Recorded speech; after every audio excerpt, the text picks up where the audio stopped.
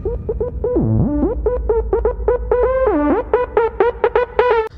Public, तो आज मैं एक नया मानव एक्सप्लेन करूंगा। तो बिना किसी बकवास के मानव को एक्सप्लेन करते हैं। एपिसोड के स्टार्ट में सुप्रीम सोर्स एक्ट के बारे में बताया जाता है, जो ग्रेट वाई में कल्टीवेशन के लिए 10 पवित्र स्थानों में से पहला है। और फिर किसी कल्टीवेटर को देखते हैं जो कल्टीवेशन कर रहा होता है, जो कि हमारा मेन कैरेक्टर होता है, जिसका नाम सुचेंग होता है, जो कि सुप्रीम सोर्स एक्ट का सबसे बड़ा डिसाइपल और ग्रेट वाइट डायनेस्टी में कंट्री लॉर्ड में से एक का बेटा है। और फिर सुप्रीम सोर्स एक्ट के 2 डिसाइपलों को देखते हैं, जिसमें से एक कहता है, बिग ब्रदर आप बहुत यंग हैं और आप पहले से ही हाफ स्टेप के नॉनसेंस ऑल स्टेज और ब्रेक थ्रू करने वाले हैं। तभी पीछे वाला डिसाइपल कहता है, उसके पास जन्म से ही इननेट शॉर्ट बॉडी और एक ग्रेट फादर है। तभी कोई पीछे से कहता है, क्या वह सोचता है कि वो जो चाहेगा वही करेगा। और सभी डिसाइपल्स पीछे देखने लगते हैं। उसी डिसाइपल को देखते हैं जो अटैक करते हुए कहता है, आज उसे आगे बढ़ने का एकमात्र कारण यही है कि लोग उसे पसंद करते हैं और वो अपने अधिकार का गलत उपयोग करता है। वो स्वार्थी है और हमारे सुप्रीम सोर्स सेक्ट में कल्टीवेशन करने के लायक नहीं है, जहाँ % लोग जन्म लेते हैं। और आज मैं सेक्ट से गंदगी साफ करने और न्याय की रक्षा करने के लिए जिम्मा अपने ऊपर उठाता हूँ। और अपनी शॉट से सुचेंग पर अटैक कर देता है और कहता है, मरने के लिए तैयार हो जाओ। और सुचेंग की बॉडी से बहुत ही ज़्यादा ऑरा निकल रहा होता है, जिससे डिसाइपल्स को बहुत प्रॉब्लम होने लगती है और कहने लगते हैं, क्या हम लोगों ने ब्रेक थ्रू के इम्पोर्टेंट समय में प्रॉब्लम करना वास्तव में गुस्सा दिलाना होता है। वहीं सुचेंग को ब्रेक थ्रू करने के भी बहुत प्रॉब्लम हो रही होती है। तभी डिसाइपल्स कहता है, अरे नहीं, ऐसा लगता है कि बहुत ही प्रॉब्लम हो रही है। तभी सुचेंग की बॉडी से बहुत ही ज़्यादा पावर निकल रही होती है, जिसकी वजह से सुचेंग जख्मी हो जाता है। तभी कोई डिसाइपल कहता है, जल्दी करो, कोई ऐसा लगता है कि बिग ब्रदर प्रॉब्लम में है। तभी कोई डिसाइपल सुचेंग को हील करने लगता है। उसी डिसाइपल्स को देखते हैं जो कहता है, सुचेंग की शॉर्ट बॉडी बर्बाद हो गई है और कल्टीवेशन नष्ट हो रहा है और अब प्रैक्टिस भी नहीं जारी कर सकते हैं। जल्दी आओ और उसे काउंट्री लॉर्ड मैंसन में वापस भेजो। और फिर रात के समय काउंट्री लॉर्ड मैंसन में सुचेंग के कमरे को देखते हैं, जहां पर सुचेंग टेबल पर रखे शीशे को उठाता है और अपने फेस को शीशे में देखकर जोर से चीखते हुए कहता है, यह फेस जाना पहचाना है, फिर भी कितना अजीब है और ऐसा लगता है कि मैंने सचमुच टाइम ट्रेवल किया है। और अपने सिर पर हाथ रखकर कहता है, लेकिन मैं इस आदमी की बॉडी में क्या कर रहा हूँ। और इस सुचेंग का न केवल एक नोबल बैकग्राउंड है, बल्कि इसके अलावा कल्टीवेशन के लिए एक्सेप्शनल टैलेंट है। और लेकिन एक अच्छी शुरुआत के साथ उसने सही रास्ता नहीं चुना, बल्कि बहुत ही गलत काम किए, जैसे चोरी करना, लोगों को धमकाना और अपनी पावर्स का गलत यूज़ करना।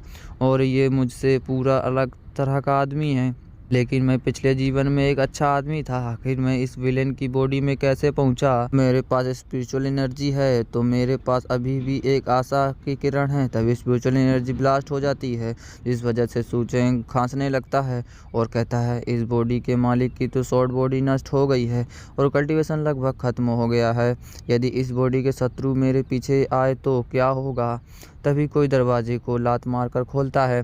तभी सुचेंग पीछे देखते हुए कहता है, तो क्या इस बॉडी के दुश्मन पहले से ही यहाँ है। तभी उसी को देखते हैं, जो कि एक लड़की होती है और बहुत ही सुंदर होती है, साथ में ही बहुत ही गुस्से में होती है। सुचेंग उसे देखते हुए सोचता है कि उसे देखकर लगता नहीं है कि वो किसी अच्छे इरादे से यहाँ आई है। तभी सुचेंग को उसे देखकर इस बॉडी की मेमोरीज याद आने लगती हैं और कहता है, यह क्या मैं उसके कैरेक्टर को देख रहा हूँ। तभी उसी लड़की के बारे में बताया जाता है, जो जाओ फैमिली में यंग लेडी हमेशा सबसे आउटस्टैंडिंग व्यक्ति थी।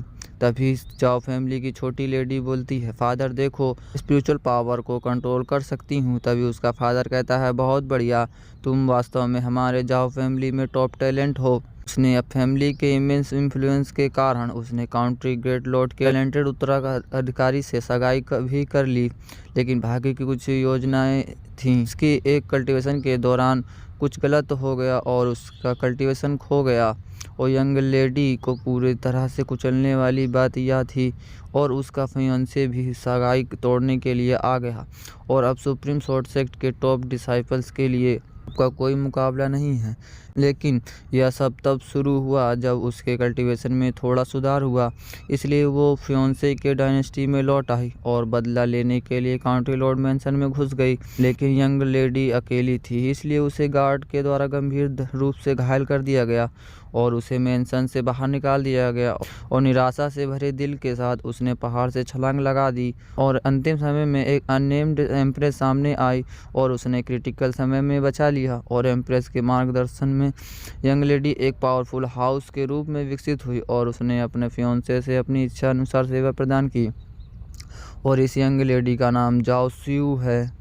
और ये प्लॉट बहुत ही फेमिलियर है। क्या उसका फियोंसे कैनन फोर्डर नहीं है, जो ऑनलाइन नॉवेल्स में मेन लीड्स के द्वारा पीटा जाता है? भी चीखते हुए कहता है, रुको जाओ सुई, यह नाम कुछ फेमिलियर लगता है। अरे नहीं, इस तोप का चारा तो मैं हूँ।